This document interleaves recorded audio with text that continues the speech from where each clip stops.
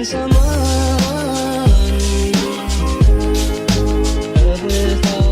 guys, I'm Kent and welcome back to my channel. So I know on the last video I said that I would let my wife get 100 miles before I start doing modifications to the bike, but anybody that subscribes to the channel probably roll their eyes and I don't blame them. So I've actually got a really cool install today. I love good engineering and good solutions, and I was talking with TST Industries about frame sliders that I'm going to put onto my 22 Grom, the one with the Repsol graphics on it. And they mentioned this product that they're developing that is an airbox cover for the stock airbox, but have inlets here on the side, so it has a ram air effect. It's very incognito because it doesn't look much different than the stock airbox piece, but based on the numbers they're getting on their dyno, it's making the same 7 to 10% horsepower increase at different parts of the RPM band, the same way that the Chimera, Man in the Box, and all of the other intakes do. So I'm really excited to try this for a couple of reasons. One, when they mentioned it to me, they said they knew I was running the Chimera intake, and if I were to try to swap it out on that bike, I'd have to put the stock airbox back on first.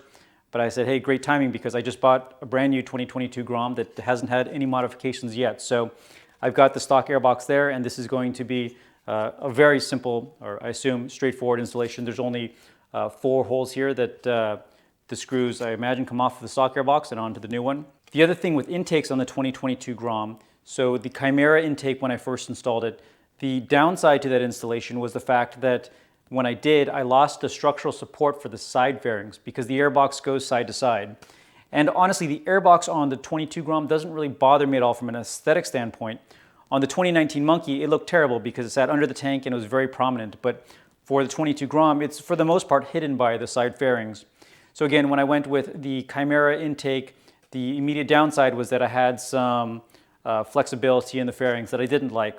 Now that got resolved when I installed the Katako oil cooler that takes advantage of those mounting points and has an internal bracket to bring that stability back. But for this bike, where at least right now I don't plan on doing a big bore kit and the oil cooler, this looks like a great solution because I'll get to keep the structural rigidity that the stock airbox provides, keep a relatively stock look, but make as much power as I'm getting off of the Chimera intakes. So again, it should be a very simple install, but really excited to try this out and definitely appreciate the opportunity to demo some of these new products.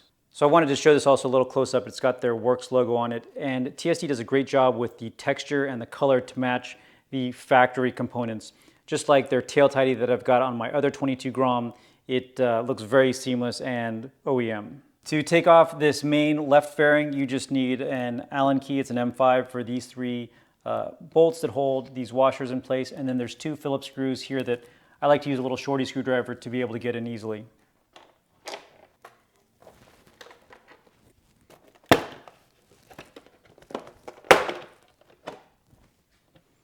And so there's a couple more screws that are holding this sub fairing on. There's one up here and one here and here. It looks like 3 total.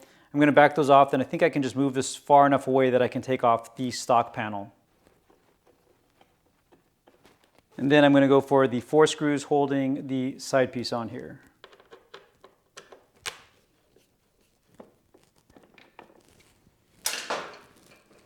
And then I should be able to just slip it off. So for comparison, here is the stock panel and the new panel.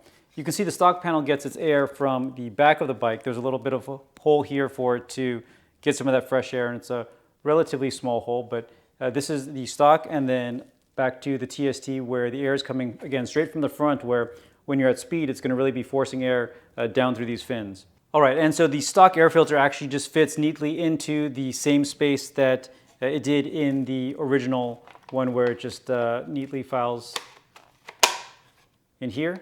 And so now you can see through here, the entire panel of the filter is exposed. And installation should be just as easy as it was to remove it. I'm just going to get these 4 screws back on, the 3 screws that I removed to support this sub fairing, get the fairing back on, and we should be done.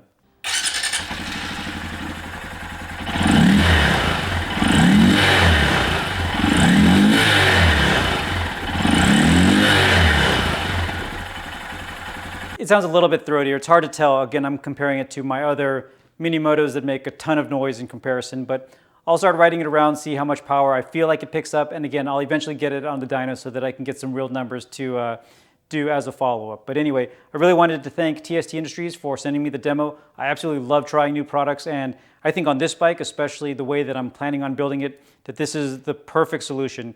You otherwise wouldn't really tell that it has an aftermarket intake setup on it, and if it does make as much power as it's claimed to, I think is a great all-around solution because, again, I still have all of the rigidity in the side fairings. And yeah, definitely love the way that it looks. It doesn't look like it's an aftermarket product at all. So anyway, thank you everybody for watching. If you haven't yet, please subscribe to the channel. Stay tuned for more videos and keep on building.